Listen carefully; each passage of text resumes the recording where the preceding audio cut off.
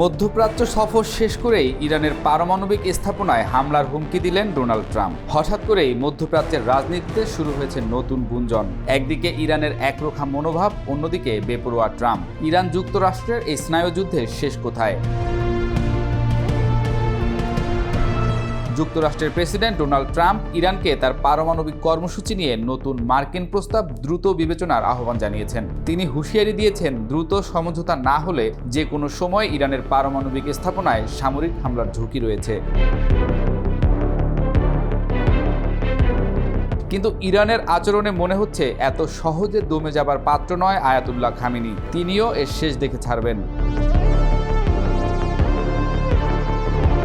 সম্ভবত ট্রাম্পের এসব হুমকি ধামকি আগে থেকে আজ করেই সমুদ্রের নিচে ড্রোন ঘাঁটি প্রকাশ্যে আনে ইরান, যা যুক্তরাষ্ট্রের জন্য পরোক্ষ হুমকির ইঙ্গিত বলে মনে করছেন অনেকেই।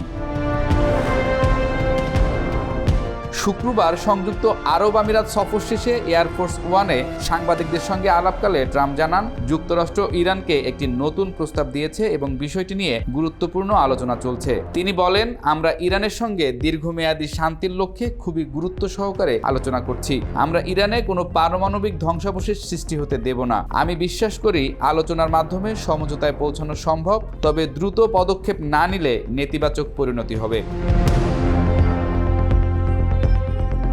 ট্রাম্প আরও বলেন, ইরান যদি দ্রুত চুক্তিতে না আসে তাহলে তিনি সামরিক পদক্ষেপ নিতে দ্বিধা করবেন না। এর আগেও তিনি একাধিকবার ইরানের পারমাণবিক স্থাপনায় হামলার হুমকি দিয়েছেন।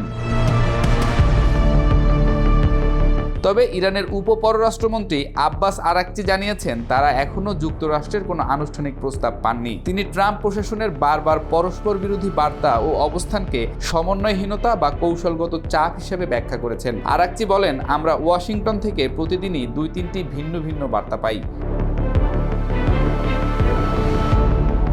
ইরান বরাবরই যুক্তরাষ্ট্রের চাপ ও হুমকিকে প্রত্যাখ্যান করে আসছে এবং বলেছে তারা কোনোভাবেই পারমাণবিক অস্ত্র অর্জনের চেষ্টা করছে না। ইরানের প্রেসিডেন্ট পেজেশকিয়ানও বলেছেন, তেহরান কোনো হুমকিতে নতি স্বীকার করবে না।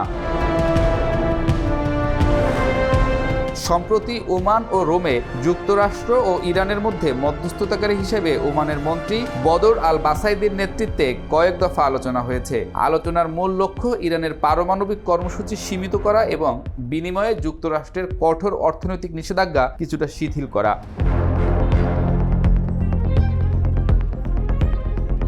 শুক্রবার ইস্তাম্বুলে ইরান, ব্রিটেন, ফ্রান্স ও জার্মানির প্রতিনিধিদের মধ্যে আলাদা বৈঠকও হয়েছে। ইরান জানিয়েছে প্রয়োজনে তারা ইউরোপীয় দেশ, চীন, রাশিয়া এবং যুক্তরাষ্ট্রকে নিয়ে আবারও আলোচনা করতে প্রস্তুত। 2015 সালের পারমাণবিক চুক্তি থেকে ট্রাম্প 2018 সালে যুক্তরাষ্ট্রকে একতরফাভাবে প্রত্যাহার করে নেন এবং ইরানের উপর নতুন নিষেধাজ্ঞা আরোপ করেন। এর জবাবে ইরানও চুক্তির কিছু গুরুত্বপূর্ণ অঙ্গীকার থেকে সরে আসে এবং ইউরেনিয়াম সমৃদ্ধকরণ বাড়ায়। এই মুহূর্তে ইরান মার্কিন প্রস্তাব নিয়ে সংশয় প্রকাশ করেছে এবং চাপের মুখে নতি স্বীকারে অস্বীকৃতি জানিয়েছে। মধ্যস্থতাকারী দেশগুলোর প্রচেষ্টায় আলোচনা চললেও দুই পক্ষের মধ্যে গভীর অবিশ্বাস ও কৌশলগত দূরত্ব সংকট সমাধানে বড় বাধা হয়ে দাঁড়িয়েছে।